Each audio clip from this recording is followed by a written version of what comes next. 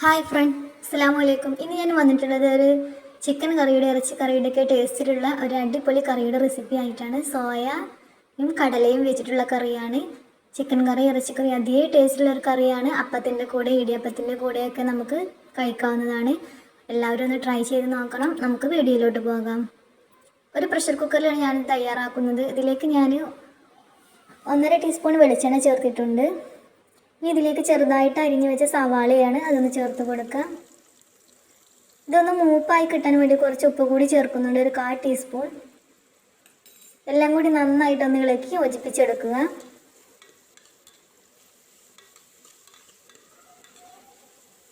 ഇത്രയും മതിയാകും.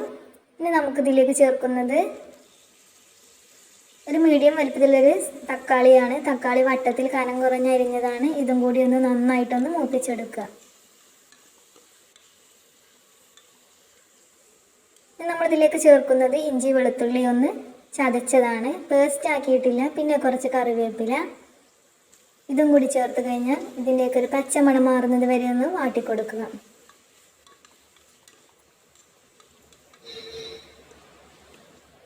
ഇനി നമുക്കിതിലേക്ക് പൊടികൾ ചേർത്ത് കൊടുക്കാം.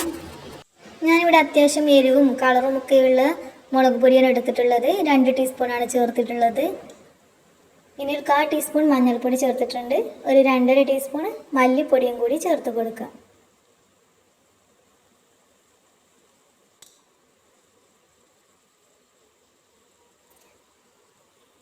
ഇനി നമ്മൾ ചേർക്കുന്നത് വലിയ ജീരകമാണ്. ഞാൻ പൊടിയല്ല ചേർത്തിട്ടുള്ളത്. പിന്നെ ഇതിൻ്റെ പ്രധാന ഇൻഗ്രീഡിയൻ്റ് ആണ് ബിരിയാണി മസാല. നമ്മൾ കടയിൽ നിന്ന് വാങ്ങുന്ന പേക്കായിട്ടുണ്ടാകുന്നൊരു പൊടി ഉണ്ടല്ലോ, അത് ഒരു ചെറിയ സ്പൂൺ അളവിലൊരു 1/2 ടീസ്പൂൺ ചേർത്തിട്ടുണ്ട്. എല്ലാം കൂടി വീണ്ടും ഒന്ന് വഴറ്റിയെടുക്കാം. ഈ പൊടികളുടെയൊക്കെ പച്ചമണം മാറുന്നത് വരെ ഒന്ന് വഴറ്റിയെടുക്കണം. അപ്പോൾ നല്ലൊരു സ്മെല്ലൊക്കെ വരുന്നുണ്ട്. ഇത്രയും ആയിക്കഴിഞ്ഞാൽ നമുക്ക് സോയാബീൻ തലേ ദിവസം കുതിർത്ത് വെച്ചതാണ്, ചെറിയ പീസുകളാക്കിയിട്ട് ഒന്ന് കട്ട് ചെയ്തിട്ടുണ്ട്. ഇനി ചേർക്കുന്നത് കടലയാണ്.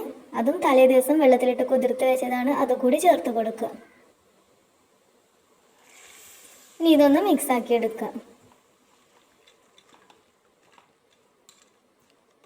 പെട്ടെന്ന് തന്നെ നമുക്ക് തയ്യാറാക്കാവുന്ന കറിയാണ്.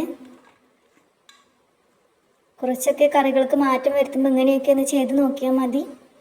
ഇതിലേക്ക് ആവശ്യത്തിനുള്ള ഉപ്പ് ചേർത്തിട്ടുണ്ട്. പിന്നെ ഒരു 1.5 ഗ്ലാസ് വെള്ളം കൂടി ഒഴിച്ചിട്ടുണ്ട്. കറി കൂടുതൽ അങ്ങോട്ട് നീണ്ടു പോയാൽ കറിക്ക് ടേസ്റ്റ് കിട്ടില്ല. അപ്പോൾ കുറഞ്ഞൊരു ഗ്രേവി ആയിട്ടാണിത് തയ്യാറാക്കിയിട്ടുള്ളത്. ഇത്രയും മതിയാകും. ഇനി നമുക്കൊരു 3 വിസിൽ വരുന്നത് വരെ ഒന്ന് വേവിച്ചെടുക്കുക. അപ്പോൾ 3 വിസിലിന് ശേഷം നമ്മുടെ കറിയൊക്കെ ഇവിടെ നന്നായി വെന്ത് വന്നിട്ടുണ്ട്. കഴിക്കാൻ വളരെ ടേസ്റ്റാണ്. എല്ലാവരും ഒന്ന് ട്രൈ ചെയ്ത് നോക്കണം. അപ്പോൾ ഇത്രയേ ഉള്ളൂ എൻ്റെ ഇന്നത്തെ വീഡിയോ ഇഷ്ടപ്പെട്ട എല്ലാവരും ഒന്ന് ലൈക്ക് ചെയ്യുക, ഷെയർ ചെയ്യുക, സബ്സ്ക്രൈബ് ചെയ്യുക. അപ്പോൾ നമുക്ക് അടുത്ത വീഡിയോ ആയിട്ട് വീണ്ടും കാണാം.